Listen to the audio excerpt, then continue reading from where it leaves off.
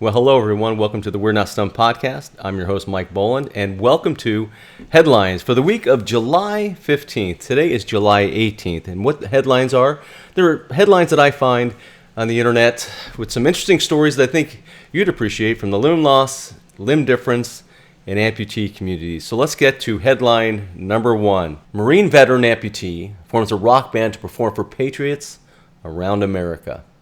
The definition of resilient might be a rock band by the same name, which includes 3 combat wounded veterans playing for patriotic crowds all over America and preparing to release their first album in September. That's what decorated Marine and drummer Juan Dominguez and his band of brothers are, thanks to musical therapy called Music Corps and Pink Floyd bassist Roger Waters, who brought the musicians together. We want our songs to help people through tough times, Dominguez, 39, of San Diego, California, told Fox News Digital. We want you to understand that everyone is resilient. Everyone has the ability to get knocked down and pick themselves back up. Here's a little background on Juan. At age 26, Dominguez became a triple amputee when he was struck by an IED while serving the 3rd Battalion, 5th Marines in Afghanistan in 2010. We were doing a routine patrol checking the compound of interest that we believed was making IEDs. I just remember feeling like somebody hit me with a baseball bat, Dominguez said, and then dirt kind of just browned everything out. I couldn't see anything. I don't remember being thrown up in the air. I don't remember that feeling, but I do remember slamming down to the ground. Dominguez was hit by an IED and chaos ensued. He later said, "I don't remember the rescue. I just remember the last thing, my buddy Gonzo making the sign of the cross. I remember being on my back and kind of just looking up at the sky. The pain was crazy. I was screaming to God, if you're going to keep me, please numb me up. Or if you're going to take me, please take me, because I've never felt pain like this ever." The blast resulted in the loss of his right arm above the elbow and both of his legs above the knee.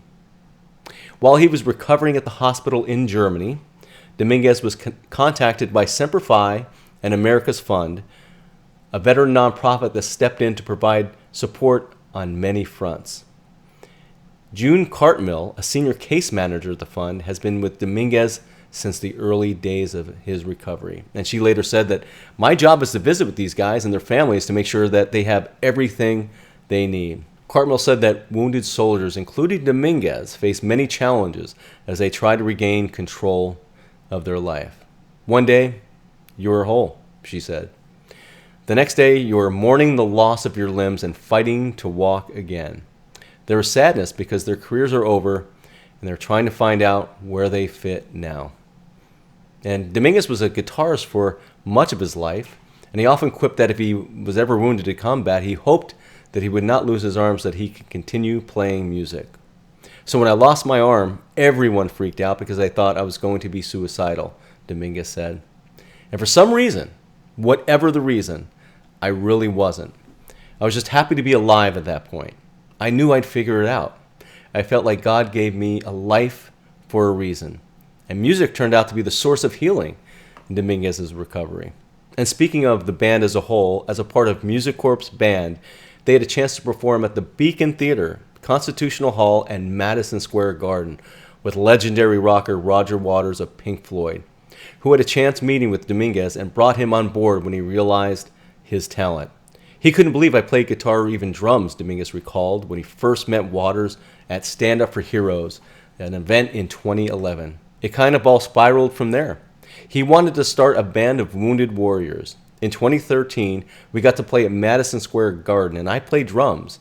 After 2 gigs with Roger, we gelled, and we decided to start a band." Members reside all over the country, California, New York, Pennsylvania, and Florida, and they rehearse on their own. They meet up at various gigs throughout the year, often performing at events to support veterans. There's a lot more to this story. He's performed with people such as Sheryl Crow, Aaron Neville, G.E. Smith, Ricky Skaggs. Very resilient. Dominguez, he married his wife, Alexis Dominguez. I don't have the date there. Oh, I'm sorry, in 2011. Again, there's so much to this story. I will link to this story. I encourage everyone to read it. and I'd love to have the band on the podcast. Anything I can do to help promote this band and what they're doing, I think it's fantastic. Certainly, shout out to Roger Waters to make it happen. But Juan Dominguez, you are an amazing person. Keep it up, and I can't wait to hear your music. And here's headline number 2. And the headline is this: The Boxer.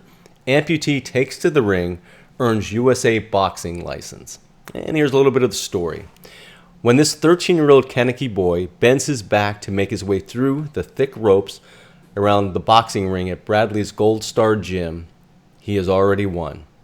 Without hoisting his 12-ounce gloves and throwing a single punch, Jose Vasquez has achieved more than anyone could have reasonably dreamt. No matter what may happen inside the ring, Vasquez, who will be entering his freshman year at Kankakee High School in about 45 days, is the most unique of boxers. In a freak lawnmower accident when he was at the tender age of 3, Vasquez lost the lower portion of his left leg just below the knee. Playing in his cousin's yard in the summer of 2011, while the lawn was being cut, the then toddler accidentally got too close to the tractor after leaping over an obstacle in the yard. He slipped and fell. His left leg found its way in the worst possible place, under the lawnmower's back-turning blade. In an instant, the pint-sized boy's life was altered forever. Now fitted with a carbon fiber prosthetic lower leg, he tucked himself under the top rope and entered the ring. Kankakee boxer Alec Gayton, a 17-year-old fighter, awaited the youngster who would be his sparring partner. He bounced on his toes and worked to crack Gayton's defense. While at the same time, Juan was seeking to protect himself, the right-handed young boxer would lead his attack with his right leg. His manager, Martinez, watched his boxer intently. He barked commands Vasquez's way. Good jab. Get that hand up. Good work. In and out. Work the body. Now double up were just some of the commands Martinez gave as he peered through the ropes. When asked how he did, Juan said, I didn't do well. My hands were down. Hands which are too low can result in unblocked punches, which leads to a defeated fighter. I have to keep my hands up, Vasquez said. And here's an interesting part of it. His mom helped him get into boxing. It was Jose's mom, Maria Flores, who pushed her son into the ring. And she offers no excuses. She wanted her son to be able to take care of himself. Simply put, she didn't want anyone to get the bright idea of thinking they could pick on her son. Jose was placed in a boxing program. He didn't like that program, or boxing for that matter, at first, but his mom kept swinging. They left that initial program after hearing about the class at Gold Star. Jose has been boxing at Gold Star for 2 years. Through Martinez and a band of trainers, the program has some 30 participants aged 18 to 20. And as mom watches him box on occasion, she says she never gets nervous seeing her son take or deliver punches. I do feel scared and emotional when he fights, she said, but I'm pleased that he has the goal to get better every day. That's a great story. Juan, we wish you nothing but the best, and maybe a little cliche thing from me I'm going to say is keep fighting. That's what we all have to do within the limb loss community. You're doing a great job. Matter of fact, if you want to be a guest on the program, you, your mom, your coach, love to have you on. Let's get this story out there. And like I said, as Rocky Balboa, the fictional boxer, said, keep punching. Headline number 3. Just like a few weeks ago, we had a cat that was one of our headlines. Well, this one is a lion. And here's the headline. Amputee lion who survived being gored in attempted poachings makes record-breaking swim across predator-infested waters. So let's get into the story.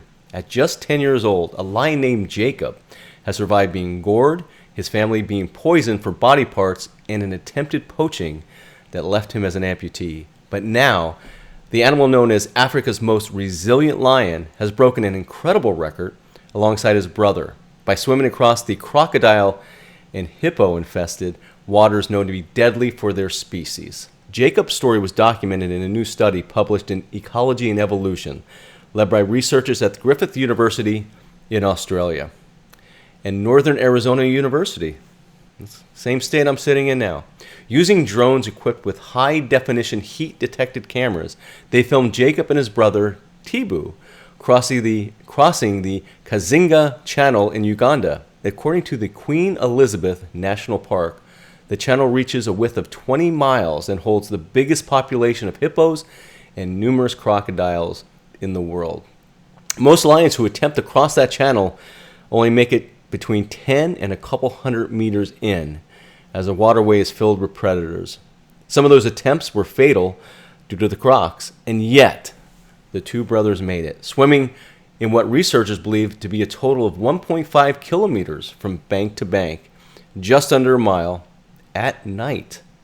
While big cats swimming long distances has long been documented, this study says that data and footage of such incidents are scarce and inconsistent. Isn't that amazing when you think about animals and how well they adapt to being an amputee, and this lion going across a river with hippos and crocodiles? I think it has much to do with the human spirit as it does with the animal spirit. I know so many people that have been on the We're Not Stumped podcast that have lost their limbs but continue to swim and bike and do whatever they want. I think it's a testament to people's intestinal fortitude and their willingness to adapt and continue to move forward. These are the stories I love to report on. What story do you want to hear? Is there something you want me to report on? Get a hold of me at mike@mikebolland.com. That's my email address. Or go to We're Not Stumped. We're Not Stumped has a contact form. If there's a story you would like me to talk about, I'd love to shed light on it. Or if you want to be a guest of the We're Not Stumped podcast, contact me and let's do it. That's the headlines for this week, July 15th. We'll see you next week.